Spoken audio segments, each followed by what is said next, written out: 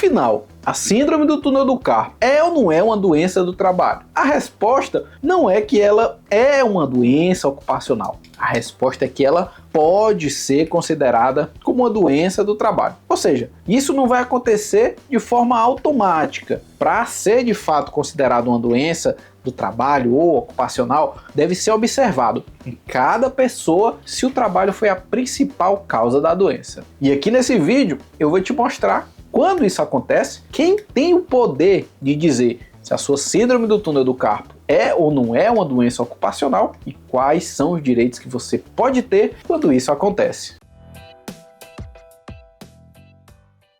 Se você ainda não me conhece, o meu nome é Alan, eu sou advogado trabalhista e aqui no canal você encontra tudo que o seu patrão não quer que você saiba. Eu não tenho como afirmar com toda certeza que a síndrome do túnel do carpo é uma doença do trabalho. Se você encontrar algum advogado falando isso por aí, desconfie. O que a gente pode afirmar é que a síndrome do túnel do carpo pode ser reconhecida como uma doença do trabalho. Antes de entrar nesse ponto, vamos lembrar aqui que a síndrome do túnel do carpo é uma doença que atinge os nervos que ficam entre o antebraço e a mão. Ela surge com a inflamação de um nervo chamado de nervo mediano, que é um dos principais nervos da mão, que passa aí pelo nosso punho por uma região que é chamada de túnel ou canal do carpo. E é justamente daí que surge esse nome estranho aí dessa doença. Eu vou pedir aqui para o editor colocar aqui do lado uma foto dessa região aí do túnel do carpo para facilitar aí você visualizar melhor. Essa síndrome do túnel do carpo é uma das doenças que integra o grupo das Lehrs-Dort. Essas Lehrs-Dort, que são popularmente conhecidas como lesões por esforço repetitivo, são um grupo de doenças que costumam afetar os membros superiores. Inclusive eu vou deixar aqui na descrição um outro vídeo aqui do canal em que eu falo só sobre esse grupo de doenças. Se você descobriu que está aí com a síndrome do túnel do carpo, provavelmente você foi atrás de um médico depois de começar a sentir aí um desconforto e uma dormência danada à noite. Talvez uma sensação de queimação ali que ia dos ombros até os dedos. Tô acertando? Foi mais ou menos assim? Geralmente essa sensação aí de dormência e queimação são os primeiros sintomas que aparecem aí quando alguém está com a síndrome do túnel do carpo. Esses primeiros sintomas costumam evoluir aí para um quadro de dor bem intensa. Claro, nem toda dormência vai significar que você tem uma síndrome do túnel do carpo, né? Por isso que é importante que você procure um médico. O principal vilão no trabalho que leva à síndrome do túnel do carpo são os movimentos repetitivos, principalmente quando eles exigem aí que você faça força. Por exemplo, o ato de digitar muitas horas por dia, né, de utilizar o mouse do computador, isso aí é um prato cheio para a síndrome do túnel do carpo. Quando esses movimentos repetitivos envolvem força, como por exemplo quando você trabalha na montagem industrial, com desossa de animais ou algo do tipo, o risco é ainda maior. Outra coisa que influencia bastante no desenvolvimento da síndrome do túnel do carpo é o estresse ali por trás do trabalho. Quanto maior a carga de estresse, maior o risco de desenvolver esse problema. Trabalhar com uma postura incorreta também é algo que pode levar ao aparecimento desse problema. Então, fica atento aí na sua postura. Enquanto você está corrigindo aí a sua postura para evitar essa e outras doenças, aproveita aí, já se inscreve aqui no canal. Mas continuando aqui, conhecer esses fatores que costumam levar à síndrome do túnel do carpo é muito importante, né? Tanto para prevenção, como também para saber se o seu problema é ou não ligado ao trabalho. O que exatamente você vai precisar provar, né, se resolver ir para a justiça. Para que você tenha aí a maioria dos direitos previstos em lei, né, principalmente aqueles em relação à empresa, a sua doença precisa ser reconhecida como uma doença do trabalho, né, ou doença ocupacional. Uma doença do trabalho, né, ou ocupacional é aquela desenvolvida em razão do trabalho, seja pelas atividades em si, como por exemplo o ato de digitar, seja pelo ambiente, né, a que você está exposto, como por exemplo não conseguir ficar ali com a postura adequada. E aí a pergunta, né, que não quer calar: quando é que a síndrome do túnel do carpo vai ser considerada como uma doença do trabalho? Isso aí vai acontecer quando o principal fator que te levou a adoecer está diretamente relacionado ao trabalho. Para que isso aconteça, é necessário estabelecer uma relação direta entre o seu trabalho e a doença. E como é que eu vou fazer isso? Olha, basicamente, existem 3 órgãos que têm o poder de confirmar que a sua doença é uma doença do trabalho. Isso aí acontece em 3 momentos. Em um primeiro momento, pela própria empresa, através do setor de medicina e segurança do trabalho. Em um segundo momento, pelo INSS, quando você se afasta do trabalho. E em um terceiro momento, na Justiça do Trabalho. Bora entender isso aqui de forma mais detalhada. Você sabe que as empresas são obrigadas a fazer exames de saúde na admissão do empregado e periodicamente. Se você está trabalhando aí um tempo nessa empresa, com certeza você já passou aí pelos exames periódicos. Durante esses exames periódicos, é possível que o setor de medicina do trabalho da empresa reconheça que você tem uma doença e que ela está ligada ao trabalho. Isso também pode acontecer lá no momento em que você entrega o atestado, né, com o diagnóstico da síndrome do túnel do carpo. Caso a empresa reconheça que você está doente e que a doença está ligada ao trabalho, ela tem que emitir a CAT, a comunicação de acidente de trabalho, em até 24 horas. Mas eu já te adianto que isso aí quase nunca acontece. Dificilmente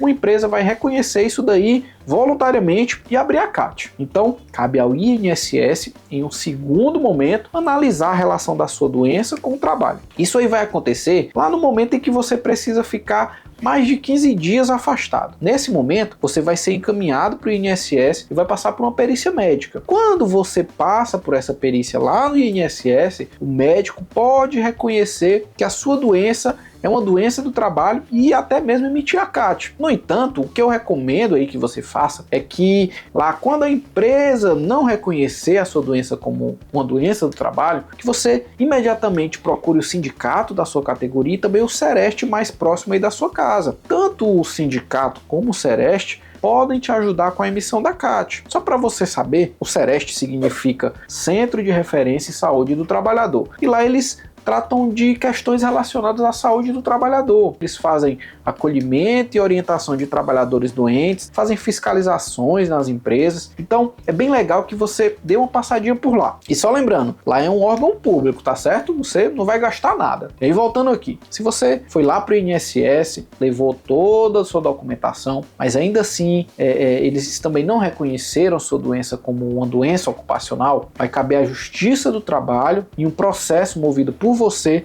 contra a empresa fazer esse reconhecimento. Isso aí vai ser feito por um perito médico que é indicado pelo juiz. E ele basicamente vai seguir os seguintes passos. O primeiro passo vai ser confirmar que você está doente, ele vai analisar a sua documentação médica e ver se você realmente tem uma doença. Ele vai tentar excluir outras causas, né? Por exemplo, uma situação pessoal que você tem, sofreu uma lesão em casa, no fim de semana, né? Ele vai procurar excluir a relação dessa doença com o trabalho. O terceiro passo é apurar se existiam ali fatores de risco lá no seu ambiente de trabalho que podem estar ligados aí a essa doença. O quarto e último passo é analisar se esses fatores aí lá no trabalho realmente seriam capazes de ter te levado a adoecer. Vamos entender aqui melhor cada um desses passos. O primeiro passo, né, primeira coisa que o perito vai fazer é conferir aí toda a sua documentação médica, né, confirmar que você realmente tem a síndrome do túnel do carpo. Depois disso ele vai investigar o que é que causou esse problema,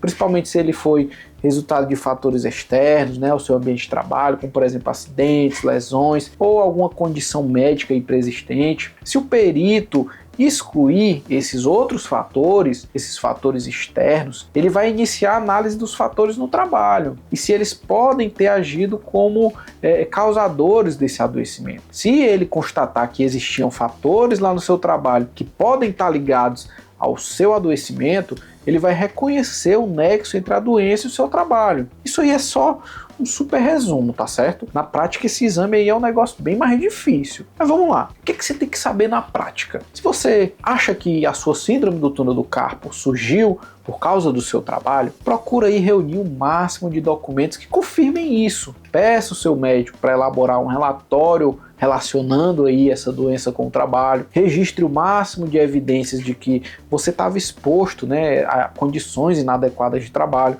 tire fotos, grave, junte aí tudo que puder para mostrar essas condições inadequadas de trabalho. Outra coisa que você pode conferir é se existe uma relação epidemiológica entre a atividade da sua empresa com a síndrome do túnel do carpo. Alan, baralhou tudo agora, que conversa doida é essa aí? Gente, o INSS mantém uma lista de doenças que que comumente afetam certas profissões. Essa lista, essa relação, é chamada de NTEP, ou Nexo Técnico Epidemiológico Previdenciário. Imagina, por exemplo, o setor bancário. Ele tem uma relação epidemiológica com as doenças do intervalo G50 a G59. Como o CID da síndrome do túnel do carpo está dentro desse intervalo, então existe uma relação epidemiológica entre o trabalho do bancário e a síndrome do túnel do carpo, né? Ou seja, muitos bancários sofrem com a síndrome do túnel do carpo. Eu vou deixar aqui na descrição as atividades que têm essa relação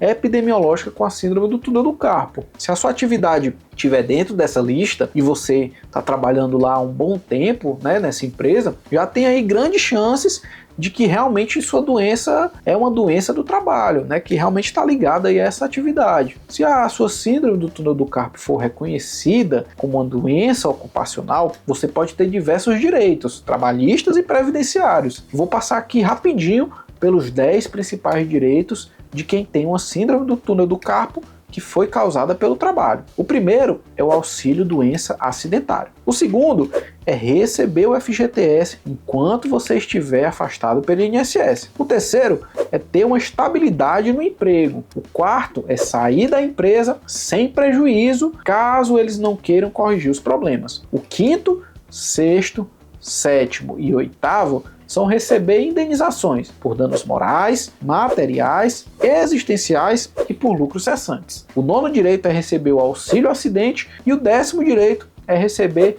a aposentadoria por invalidez. Aí vamos lá, você não vai receber todos esses direitos pelo simples fato de ter a doença, né? Cada um desses direitos aí tem condições específicas. Eu falei sobre cada um desses direitos nesse vídeo aqui que está aparecendo na tela. E eu recomendo que você assista ele a seguir. Mas antes, se você gostou do conteúdo, não esquece de se inscrever aqui no canal e curtir o vídeo. Obrigado por assistir e vai lá conferir seus direitos.